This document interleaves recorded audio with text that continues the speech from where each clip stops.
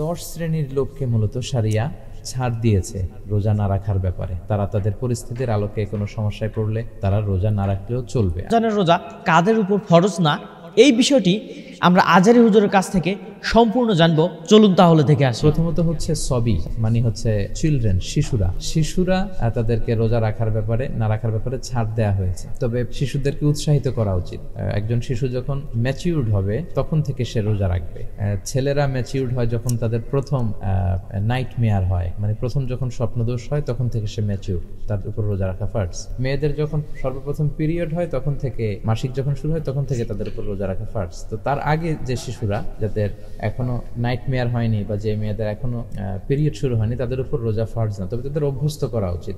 কিছুদিন আগে বৈশাখী টিভিতে সরাসরি লাইভ প্রোগ্রামে এক মা প্রশ্ন করেছিলেন যে তার ছেলের বয়স 8 বছর, সে রোজা রাখতে চায়, এখন মা কি করবে? আসলে এটা তো খুব ভালো কথা যে তার 8 বছরের ছোট্ট ছেলে রোজা রাখতে চায়। আপনারা ছেলে মেয়েদেরকে উৎসাহিত করবেন। ছোট ছেলে যদি রোজা রাখতে চায় তাকে না করে উৎসাহিত করবেন, কারণ একদিন 8 ঘন্টা 10 ঘন্টা না খেয়ে থাকলে কেউ আসলে মরে যায় না। তো আমরা ছোটবেলা যেটা করতাম, আমাদেরকে উৎসাহিত করা হতো, বলা হতো যে সকাল থেকে দুপুর পর্যন্ত, 12টা পর্যন্ত, দুপুর 12টা পর্যন্ত না খেয়ে থাকলে অর্ধেক রোজা, আবার আগামীকাল এর পরের দিন 12টা পর্যন্ত না খেয়ে থাকলে অর্ধেক রোজা, 2 অর্ধেক মিলে 1 রোজা হয়। এভাবে আমাদেরকে মুরব্বীরা বুঝাতো। আসলে এটা কোরআনেরও কথা না, শারিয়ারও কথা না, কিন্তু উৎসাহ দেওয়া হতো। তো আপনারা ছেলে মেয়েদেরকে উৎসাহ দিতে পারেন। তারা, তাদের আমল নামা এখনো শুরু হয়নি, কিন্তু তারা কোনো ইবাদত করলে এটা বাবা মা সেটার অংশীদার হবে ইনশাআল্লাহ। তো প্রথম যাদের রোজা রাখা লাগবে না তারা হচ্ছে শিশুরা। দ্বিতীয়ত হচ্ছে মাজনুন মানে হচ্ছে ম্যাড অর মেন্টালি ডিসঅর্ডার, যারা মানসিক বিকারগ্রস্ত, ভারসাম্যহীন লোক, পাগলের উপর শরীয়তের কোনো হুকুম চাপে না, তারাও রোজা রাখবে না। বিষ্ণু ইসলাম বলেছেন মুসনাদে আহমদের হাদিস,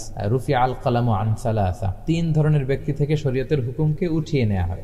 1 নাম্বার হচ্ছে আনিস সাবি হাত্তা ইয়াহতালিম, ছোট বাচ্চার উপর শরীয়তের কোনো কলম চালানো হয় না, তার আমলনামা লেখা হয় না, কারণ যতক্ষণ না সে ম্যাচিউরড হয়, প্রাপ্তবয়স্ক হয়। আনিল মাজনুনি হাত্তা ইয়াসিহা, মানসিক ভারসাম্যহীন লোক, পাগল, তারও কোনো শরীয়তের বিচার নেই, হুকুম নেই, যতক্ষণ না সে সুস্থ হয়। আনিল নাইমি হাত্তা ইয়াস্তাইকিল, ঘুমন্ত ব্যক্তিরও কোনো বিচার নেই, ঘুমন্ত ব্যক্তিরও কোনো এর উপর কোনো হুকুম নেই, কারণ সে ঘুমিয়ে আছে, তার রুহ তো আল্লাহ নিয়ে নিয়েছে। সে জেগে উঠলে তখন থেকে তার আমলনামা লেখা শুরু। তো এই দলিলের ভিত্তিতে ছোট বাচ্চাদের উপর এবং মানসিক ভারসাম্যহীন লোকদের উপর রোজা রাখা ফার্জ নয়। 3 নম্বরে হচ্ছে মারিদ, অসুস্থ। আপনি যদি অসুস্থ হন তাহলে আপনি রোজা ভাঙতে পারবেন, কিন্তু এটা আবার পেটে ব্যথা, মাথায় ব্যথা, এগুলোর জন্য না। আপনি যদি এমন ক্রুশাল কোনো মোমেন্ট পার করেন যেখানে আপনার ফিজিশিয়ান, ডক্টর তিনি সাজেস্ট করছেন যে না আপনি রোজা রাখতে পারবেন না, তাহলে আপনার প্রাণহানি ঘটবে, দিনের বেলা আপনাকে ওষুধ খেতেই হবে, শুধু ওই পরিস্থিতিতে আপনি অসুস্থতার কারণে রোজা ভাঙতে পারবেন, আল্লাহ সহজ করে দিয়েছেন। 4 নম্বরে হচ্ছে মুসাফির, আপনি যদি ট্রাভেলে থাকেন, সফর করেন, সফরের কষ্ট হয় অনেক, আর সফর কিতাআতুম মিনাল আযাব, সফরটা আসলে অনেক কষ্টদায়ক। তো এজন্য ইউরিদুল্লাহু বিকুমুল ইউসরা ওয়ালা ইউরিদু বিকুমুল উসর, আল্লাহ আসলে সহজ চান, আল্লাহ আমাদের উপর কঠিন কিছু চাপিয়ে দিতে চান না। তো অসুস্থ এবং যদি সফরে থাকেন তাদের জন্য রোজা ভাঙা এটা জায়েজ আছে। আল্লাহ বলছেন ফামান কানা মিনকুম মারিদান আও আলা সাফারিন ফাইদ্দাতুম মিন আইয়ামিন উখরা, তোমরা যদি খুব অসুস্থ থাকো কিংবা সফরে থাকো তাহলে চাইলে তোমরা রোজা ভাঙতে পারবে, তবে ফাইদ্দাতুম মিন আইয়ামিন উখরা, পরবর্তী সময়ে তোমরা কয়টা রোজা ভাঙলে এটা গুনে কাজা করতে হবে। লেটস সে আপনি অসুস্থতার কারণে 5টি রোজা ভাঙা গেল, তা আপনি পরবর্তীতে আপনার ফ্লেক্সিবল কনভেনিয়েন্ট কোনো টাইমে এই 5টি রোজা কাজা করে ফেলবেন। অথবা আপনি সফরের কারণে হয়তো 2টি রোজা আপনার ভেঙে গেল, আপনি পরবর্তীতে আপনার সুযোগ মতো অন্য যে কোনো সময়, বছরের যে কোনো সময় সেই 2টি রোজা রাখলে, কাজা করলে এটি হয়ে যাবে। 5 নম্বরে যাদের উপর রোজা রাখার ব্যাপারে ছাড় দেওয়া হচ্ছে তারা হচ্ছে আল হারাম। আল হারাম মানে হচ্ছে very old man or women, খুবই বয়োবৃদ্ধ লোক, যাদের বয়স 80-এর বেশি, 90-এর বেশি, বার্ধক্যে উপনীত হয়েছে, বয়সের ভারে নুজ্জ, তারা বসতে পারে না, দাঁড়াতে পারে না, আত্মীয় স্বজনদের কাউকে চিনে না, কথা বলতেও পারে না। তো তাদের উপর শরীয়তের কলম আসলে চলবে না। তারা, তাদের ব্যাপারেও আল্লাহ ছাড় দিয়েছেন, ওয়া আলাল্লাযীনা ইউতীকুনাহু ফিদিয়াতুন তুআমু মিসকিন, তারা ফিদিয়া দিয়ে দিবে। অথবা এমন দুরারোগ্য ব্যাধিতে আক্রান্ত, লেটস সে ক্যান্সার হয়েছে, বা তা থেকে আর সুস্থ হওয়ার কোনো সুযোগ নেই, পরে যে কাজা করবে তারও সুযোগ নেই, অথবা এত বয়স তার রোজা রাখার বিষয়টা তার সাথে যায় না আসলে, তখন তারা ফিদিয়া দিবে। প্রত্যেকটা রোজার কারণে একজন লোককে খাওয়াবে, 30টা রোজার কারণে একজন লোককে 30 দিন খাওয়াবে, অথবা 30 জনকে একবারে খাইয়ে দিলে হয়ে যাবে, এটা হচ্ছে ফিদিয়া। অনেকে প্রশ্ন করেছেন যে আমার আম্মা খুব অসুস্থ, এত অসুস্থ যে তিনি বসতে পারেন না, আমাদেরকে চিনেন না, কথাও বলতে পারেন না, বয়স তার 85, কি করবে? তার রোজা রাখা লাগবে না। তার পক্ষ থেকে আপনারা ছেলে মেয়েরা যারা আছেন ফিদিয়া দিয়ে দিবেন। 30 জন লোককে একসাথে ধরেন যে উদাহরণস্বরূপ আপনি 30টা বিরিয়ানির প্যাকেট আর একটা করে মিনারেল ওয়াটারের বোতল, মানে একটা প্যাকেজ খাবার আপনি দিয়ে দিলেন, ফিদিয়া আদায় হয়ে গেল।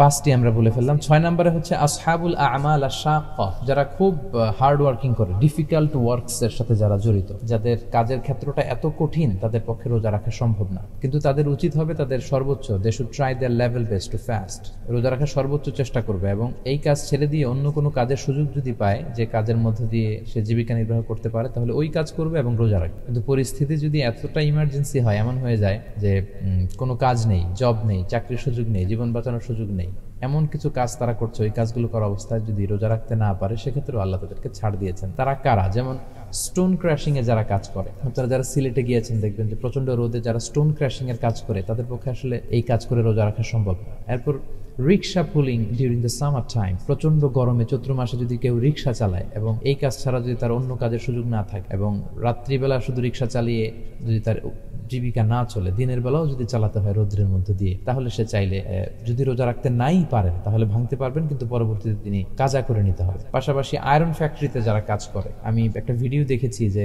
আয়রন ফ্যাক্টরিতে যারা কাজ করে, এতটা কষ্টসাধ্য কাজ, লোহার গলিত অংশ আসছে, এটাকে আবার আরেকটা লোহা দিয়ে বাঁকা করে দিতে হয়, আর সেই লোহার প্রচন্ড গলিত লোহার তাপে তাদের দেহ বেয়ে ঘাম ঝরছে। এবং দেখলাম যে একটা ভিডিওতে পাশে ঠান্ডা পানি, বালতিতে ঠান্ডা পানি রাখা, সেখান থেকে পানি নিয়ে তারা 2 মিনিট পর পরই তাদের দেহের মধ্যে পানি ঢালছে। তো তাদের পক্ষে আসলে রোজা রাখা সম্ভব না। অথবা সৌদি আরবে, আরব বিশ্বে যারা ডেজার্টে কাজ করে, মরুভূমিতে, তো এই জাতীয় কাজের সাথে যারা জড়িত, অন্য কাজ খুঁজে পাচ্ছেন না যে কাজ করে তারা রোজা রাখবেন, এই কাজই করা লাগতেছে এবং রোজা রাখার সক্ষমতাও তাদের নেই, কারণ এই পরিস্থিতিতে তারা রোজা রাখলে তারা ডিহাইড্রেশনে মরেই যাবে, মানে পানি শূন্যতায় মরেই যাবে। তো তারা এরকম ইমার্জেন্সি পিরিয়ড যদি হয় তাহলে তারা রোজা ভাঙতে পারবেন, কিন্তু পরবর্তীতে কাজা করে নিতে হবে। কিন্তু অবস্থা যেন এমন না হয় যে প্রতি বছরই তিনি স্টোন ক্রাশিং এ কাজ করে, আয়রন ফ্যাক্টরিতে কাজ করে আর রোজা তিনি রাখেন না, এমনটা যেন না হয়। যদি ইমার্জেন্সি কারো এরকম সমস্যা হয়ে যায়, তাদের জন্য রোজা ভাঙার সুযোগ আছে। এর কারণ হচ্ছে মাকাসিদুশ শারিয়া আমাদেরকে খেয়াল রাখতে হবে। শারিয়া 5টা জিনিসকে খুব বেশি প্রায়োরিটি দেয়, 5টা জিনিসকে হেফাজত করার ব্যাপারে। তার প্রথমটা হচ্ছে হেফজুন নাফস, জীবন বাঁচাতে হবে আগে, সবার আগে জীবন বাঁচাবেন। আপনার জীবনে যদি না থাকে তো আপনি কি করে ইবাদত করবেন? এই সুযোগগুলো নেওয়া হয়েছে ওই আয়াত থেকে যে আও আলা সাফার, সফরে থাকলে আল্লাহ সিয়ামকে ভাঙার সুযোগ দিলেন কেন? কারণ সফরে কষ্ট হয়। তো সফরে যদি কষ্ট হয়, যারা স্টোন ক্র্যাশিং করে, যারা চৈত্র মাসে রিক্সা চালায়, যারা আয়রন ফ্যাক্টরিতে কাজ করে, যারা সৌদি আরবের মরুভূমিতে তপ্ত বালুর উপর কাজ করে, তাদের কষ্ট তো আরো বেশি। এজন্য শারিয়ার একটা মূল সৌন্দর্য হচ্ছে সিম্পলিসিটি, লিগ্যাল অপিনিয়ন। যখন ফতোয়া দিতে হবে এটাকে মানুষের উপযোগী করে দিতে হবে। তো তাদের পরিস্থিতি যদি এরকম হয় যে অন্য কোনো কাজের সুযোগ নেই, এটা ছাড়া তাদের বাঁচার উপায় নেই, তাহলে তারা রোজা ভাঙতে পারবেন, কিন্তু পরবর্তীতে তারা রোজাগুলো কাজা করে নেবেন, যতটা রোজা তারা ভেঙেছেন। কারণ আল্লাহ সাধ্যের উপর কিছু চাপিয়ে দেন না। আল্লাহ বলেন লা ইউকাল্লিফুল্লাহু নাফসান ইল্লা বুসআহা, তোমাদের সাধ্যের উপর আল্লাহ বাইরে কিছু চাপিয়ে দেন না। এবং আল্লাহ বলছেন লা তাকতুলু আনফুসাকুম ইন্নাল্লাহা কানা বিকুম রহিমা, তোমরা নিজেদেরকে জেনে শুনে ধ্বংসের দিকে ঠেলে দিও না, হত্যা করো না, আল্লাহ তোমাদের উপর রহম দয়ালু এবং মেহেরবান। এ কারণে তাদের উপরও রোজা না রাখার ব্যাপারে পরিস্থিতির আলোকে ছাড় দেওয়া হয়েছে। 6টি আমরা শুনে ফেললাম। 7 নম্বরে হচ্ছে আল হুবলা, মানে গর্ভবতী নারী, প্রেগনেন্ট যারা, আমার মায়েরা বোনেরা যারা কনসিভ করছেন, ডাক্তার যদি বলে যে, ডক্টর যদি সাজেস্ট করে যে আপনি যদি রোজা রাখেন আপনার ডিহাইড্রেশনের কারণে পেটের বাচ্চার সমস্যা হতে পারে, তাহলে আপনি রোজা ভাঙতে পারবেন, পরবর্তীতে যতগুলো ভেঙেছেন কাজা করে নেবেন। 8 নম্বরে হচ্ছে আল মুরদে, মুরদে মানে হচ্ছে এমন মা যিনি দুধ খাওয়ান বাচ্চাকে, ব্রেস্ট ফিডিং মাদার, যিনি দুধ খাওয়াচ্ছেন। আমরা জানি যে মা যখন খাবার খায়, সেই খাবারের মাধ্যমে কিন্তু তার স্তনে দুধ আসে। তো সে যদি সারাদিন রোজা রাখে তাহলে স্তনে দুধ আসবে না, ফলে বাচ্চা খেতে পারবে না। আর মায়ের বুকের দুধটা কিন্তু বাচ্চার হক। ইসলাম কতটা হাক্কুল ইবাদের দিকে কতটা বেশি খেয়াল রেখেছে, বাচ্চা যাতে ওই হক থেকে বঞ্চিত না হয়। এবং মায়ের বুকের দুধে কিন্তু অনেক বেশি পরিমাণে ভিটামিন আছে, যেটা একটা বাচ্চার ব্রেন গ্রোথ হওয়ার জন্য খুব বেশি দরকার। মায়ের বুকের দুধ খেতে না পারলে ওই বাচ্চারা ইনফিরিয়রিটি কমপ্লেক্সে ভোগে, একটা হীনমন্যতায়, একটা সিকিউর ফিল করে। যারা আলমোর দেয়া বাচ্চাকে দুধ খাওয়াচ্ছেন যে মায়েরা, তাদের যদি এরকম হয় যে তাদের দুধ আসছে না বুকে না খাওয়ার কারণে, তাহলে তারা চাইলে রোজা ভাঙতে পারবেন, পরবর্তীতে কাজা করে নিবেন।